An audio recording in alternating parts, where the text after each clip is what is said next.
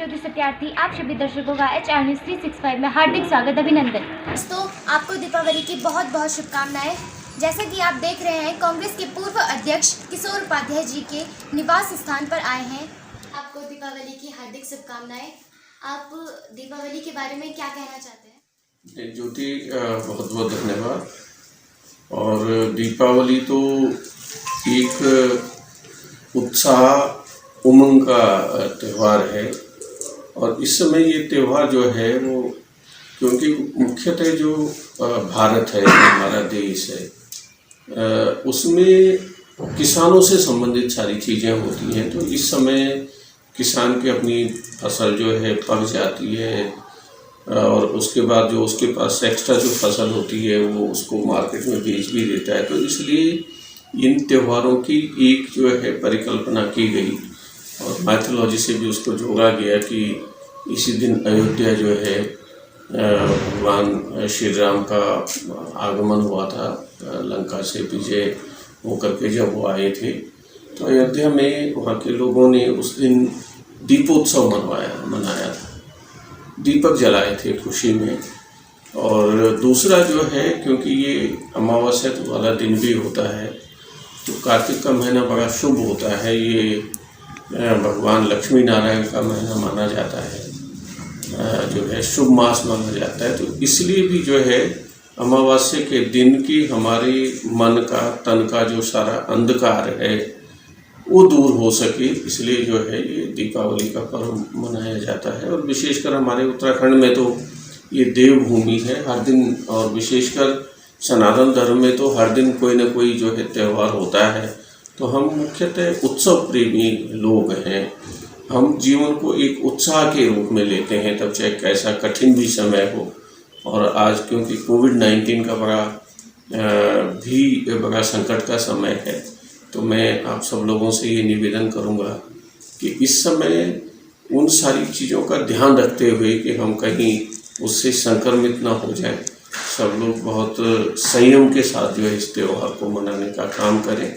और पहले तो इसमें बड़ा उत्साह होता था, जो अभी इसमें थोड़ा सा जो मैं ये समझता हूँ कि वो कोई अच्छी बात नहीं है। जिस तरह से हम पटाखों का प्रयोग करते हैं उससे निश्चित रूप से पर्यावरण खराब होता है। तो मैं ये प्रार्थना करूँगा, सबसे विनती करूँगा कि वो कम से कम पटाखों का जो है उपयोग करें, उसको और किसी अच्छे काम में लगाएं, किसी गरीब की मदद में लगाएं, किसी कोई अगर मान लीजिए कोई परेशान व्यक्ति है तो उसकी सहायता में लगाएं, कोई निर्धन व्यक्ति है तो उसकी सहायता में लगाएं। तो मेरे ख्याल से तभी दीपोत्सव का ये पर्व जो है इसकी सार्थकता होगी। हाँ जी, तो आपसे एक और क्वेश्चन है कि आप वनाधिकारी के बारे में क्या कहना चाहते हैं? हम लोग जो हमारे वनाधिकार हैं, जैसे आप भी टिहरी से आपका परिवार गया है तो टिहरी के चारों तरफ जंगल ही जंगल था। उसी तरह से जहाँ पर अब आप लोग रहते थे उसके बाद रुद्रप्रयाग में है, जखोली में। और जखोली तो रुद्रप्रयाग तो सारा का सारा जो है वो जंगलों से घिरा हुआ है। हमारा वैसे भी 72% जो उत्तराखंड की ज़मीन है वो वो जंगलों के लिए, वनों के लिए आरक्षित है। तो हम जो पहले गांव में रहते थे तो हमारा पूरा का पूरा जीवन ही जंगलों पर आधारित था। अगर हम खाना बनाते थे, मेरी माँ खाना बनाती थी तो जंगल से लकड़ी आती थी। जो चूल्हा बनता था वो पत्थर और मिट्टी भी जंगल की होती थी। यहाँ तक कि हमारे बर्तन भी जो है वो जंगलों के ये पेड़ों से बने हुए होते थे या पत्थरों के बने हुए होते थे। जो हम खाना भी खाते थे तो वो जो प्लेट होती थी, कुंडी उसको कहते थे, वो पत्थरों से बनी हुई होती थी। तो उस तरह से लकड़ी से हमारा खाना बनता था। उसी तरह से हम झूम की खेती करते थे, पशुचारण करते थे। तो हमारी जो जिंदगी थी जंगल, वो हमसे छीन लिए गए। और जब छीन लिए गए तो उसकी जगह हमको कोई क्षतिपूर्ति नहीं दी गई। जैसे आप ये देखिए कि आपकी दादी अगर खाना बनाती थी लकड़ी से, जब वो लकड़ी उससे छीनी गई तो उसके बदले में सरकार ने कोई व्यवस्था नहीं की। तो हम ये कह रहे हैं कि जो हमारे जंगल हैं, जो हमारा योगदान है, तब चाहे पानी के रूप में, पर्यावरण के रूप में पूरे देश और विश्व के लिए उसकी क्षतिपूर्ति उत्तराखंड के लोगों को मिलनी चाहिए। और उसमें हमारी सबसे पहली मांग है कि जो फॉरेस्ट ड्वेलर हैं, वन में रहने वाले लोग हैं, उनको जो सुविधाएं मिल रही हैं उत्तराखंड के लोगों को भी वो सुविधाएं मिले। जैसे हमको जो सेंट्रल गवर्नमेंट है, केंद्र सरकार है, उसकी सेवाओं में हमको आरक्षण मिलना चाहिए। जैसे चक्राता पूरे इलाके को आरक्षण दिया गया है, और अगर मंडल कमीशन हरिद्वार से ऊपर चला गया होता तो उत्तराखंड का हर व्यक्ति जो है वो आरक्षण की परिधि में होता।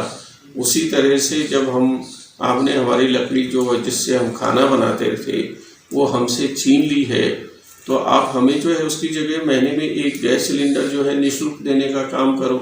हमारा बिजली और पानी है वो हमको निःशुल्क मिलना चाहिए। अब मेरे दादाजी ने, पिताजी ने जब घर में मकान या छानी जिसमें हम अपने पशुओं को रखते थे वो बनाते थे, तो लकड़ी, बजरी, पत्थर, कमेरा एक मिट्टी होती है जिससे हम सफ़ेदी करते हैं, लाल मिट्टी होती है, वो सब के सब निःशुल्क मिलती थी। उस पर जो है लोगों ने कब्जा कर लिया।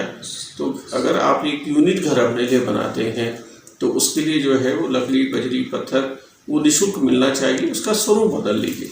जैसे हमको कुछ ईंट दे दीजिए, कुछ जो है सरिया दे दीजिए, कुछ सीमेंट दे दीजिए, जिससे वहाँ का जो जंगलों में रहने वाला लोग हैं उनको कुछ राहत मिल सके। उसी तरह से हमारी जड़ी बूटियाँ हैं, पहले हमारी जड़ी बूटियों पर हमारा अधिकार होता था, अब हमारी जड़ी बूटियों से लोग अरबपति हो गए हैं और हमारे नौजवान वहाँ जो है बेरोजगार घूम रहे हैं, तो उन जड़ी बूटियों पर हमारा अधिकार होना चाहिए। उसी तरह से जैसे जंगली जानवर किसी को मार देता है तो उस परिवार को 25 लाख रुपए कम से कम मुआवजा मिलना चाहिए। परिवार के एक सदस्य को पक्की सरकारी नौकरी मिलनी चाहिए।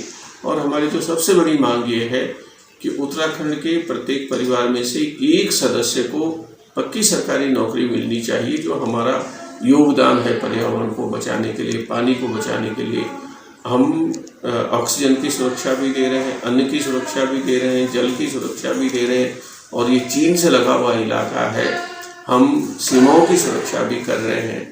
तो उसी तरह से सरकार को हमारी तरफ ध्यान देना चाहिए।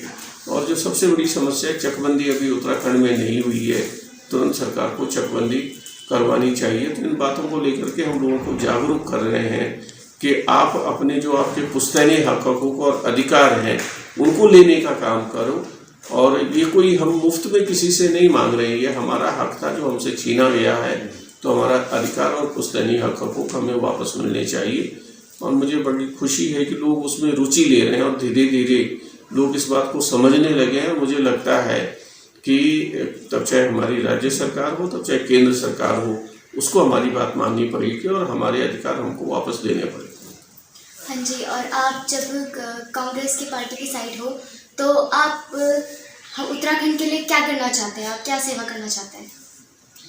अब हम तो, क्योंकि उत्तराखंड आंदोलन को शुरू करवाने में हमारी भी छोटी सी भूमिका रही है, तो मेरी तो कोशिश ये है कि हमको राजनीतिक दृष्टिकोण से हट करके जिस भावना से राज्य का आंदोलन हुआ, जिस भावना से लोगों ने अपनी कुर्बानियाँ दी हैं, संघर्ष किया है, उस भावना की रक्षा होनी चाहिए। हमने राज्य इसलिए मांगा था कि यहाँ का आदमी सुखी हो सके, हमारा जो नौजवान है उसके हाथों को काम मिल सके, हमारी जो बहनें हैं, माँ हैं, हमारी बेटियां हैं, उनके चेहरे पर मुस्कुराहट आए, उनके सिर का बोझ कम हो। तो उसी तरह से कांग्रेस का एक अपना पहले से ही इस देश की आज़ादी में और उसके बाद इस देश के विकास में बड़ा योगदान रहा है, तो उसी को आगे बढ़ाते हुए मेरी कोशिश 10 साल में विधायक भी रहा, मंत्री भी रहा, प्रदेश अध्यक्ष भी रहा। मेरी कोशिश रही कि भाई यहाँ के लोगों के जीवन में खुशहाली आ सके। और जब मैं टिहरी से विधायक था तो वहाँ शुरू में जो थी नहीं कुछ मूलभूत सुविधाएं हैं, उन सब के सृजन में, बल्कि मुझे तो अपनी सरकारों के साथ झगड़ा भी करना पड़ा, लड़ना भी पड़ा। और नरेंद्र तिवारी जी हमारे यशस्वी मुख्यमंत्री थे, लेकिन वो बड़े विशाल हृदय के व्यक्ति थे और उन्होंने पूरे प्रदेश के विकास में बड़ा योगदान दिया। तो उसी तरह से एक बहुत ही गिलहरी के रूप में, जैसे गिलहरी ने श्वेतबंधु में अपनी भूमिका निभाई थी, किशोर उपाध्याय भी वनाधिकार कांग्रेस और कांग्रेस का सिपाही होते हुए उसी तरह से प्रदेश के जो हमारे सर्वांगीण विकास की हम कोशिश कर सके। हमने जैसे उत्तराखंड आंदोलन है, हिमालय बचाओ आंदोलन है, वनाधिकार आंदोलन है, गंगा बचाओ आंदोलन है, उन सबसे हम जुड़े हुए लोग हैं। हमारी कोशिश है कि खुशहाल प्रदेश हम इसको स्थापित कर सकें कि जिसका पहले तो पूरे विश्व में नंबर 1 का प्रदेश और वो हो सकते हैं, हमें बहुत ताकत है, तो उसके लिए कोशिश करेंगे। कांग्रेस एक सोनिया गांधी जी के सिपाही के रूप में और महात्मा गांधी जी के सिपाही के रूप में। मुझे बड़ी खुशी है कि जो डोबरा चांटी जो पुल है और जिससे जब टेहरी बांध बना, टेहरी के लोगों ने अपना सर्वस्व न्यौछावर किया इस देश की प्रगति और उन्नति के लिए। टेहरी बांध से आज 1400 मेगावाट बिजली पैदा हो रही है और शायद 1 साल के बाद 2400 मेगावाट बिजली पैदा हो जाएगी। लेकिन वहाँ के लोगों के साथ जो सरकारों ने बांध बनाते वक्त या उनकी ज़मीन लेते वक्त जो उन्होंने वायदे किए थे, कोई भी वायदा पूरा नहीं किया। और जब बांध की सुरंगें बंद हुई तो मुझे जो है कोर्ट जाना पड़ा हमारी सरकार होते हुए। यहाँ कांग्रेस की सरकार थी, सेंटर में बीजेपी की सरकार थी 2004 में। तो उस समय मुझे हाई कोर्ट और सुप्रीम कोर्ट जाना पड़ा क्योंकि वहाँ आवागमन के जो साधन थे उसकी बड़ी कमी थी। और तब हाई कोर्ट ने और सुप्रीम कोर्ट ने डोबरा चांटी पुल और उसके बाद चिन्याली सौर पुल और जो हमारा गुमटी वाला पुल है वो सरकारों को निर्देश दिए, राज्य सरकार को, केंद्र सरकार को, THDC को, कि आपने जो है प्रतापनगर को एक काला पानी की जैसी सजा दे दी है, तो आप जल्दी से जल्दी इन पुलों को बनाइए, हमारा आदेश है। और तब 2006 में सितंबर के महीने में नरेंद्र तिवारी जी ने 89 करोड़ रुपए उस पुल को बनाने के लिए जो है वो निर्गत किए थे। लेकिन ये बड़ा दुख का विषय है कि उसको पुल को बनने में जो है वो 14 साल लगे। अब टिहरी में दूसरी बड़ी समस्या ये है कि लाता कोई काम कोई करता है, नाम लोग अपना उसमें चेक देते हैं, तो उसको मुझे कोई उसका कोई परहेज और गुरेज नहीं है। आप अपना नाम लगाइए, लेकिन उसी में आपने 6 महीने लगा दिए कि लोगों को उस पुल के ऊपर आने जाने नहीं दिया। तो असली जो है इन सारे कामों का श्रेय तो जनता को जाता है। अगर वो हमको आशीर्वाद न दें तो हम उस तरह से संघर्ष नहीं कर सकते, इस तरह का काम नहीं कर सकते हैं। तो इसका श्रेय तो वहाँ टिहरी की जनता को जाता है। लेकिन निश्चित रूप से जिन लोगों ने उसके लिए संघर्ष किया, हाई कोर्ट गए, सुप्रीम कोर्ट गए, आंदोलन किया, जिसमें जोत सिंह बिष्ट जी हैं, शांति भट्ट जी हैं और हमारी बहन हैं दर्शनी रावत जी, और हमारे जो वकील थे तब चाहे वो यहाँ हाई कोर्ट में रहे हों, कॉलिन गोंजाल्विस जी और उनकी सारी टीम, और तब चाहे सुप्रीम कोर्ट में रहे हों, उनकी बड़ी भारी भूमिका रही है।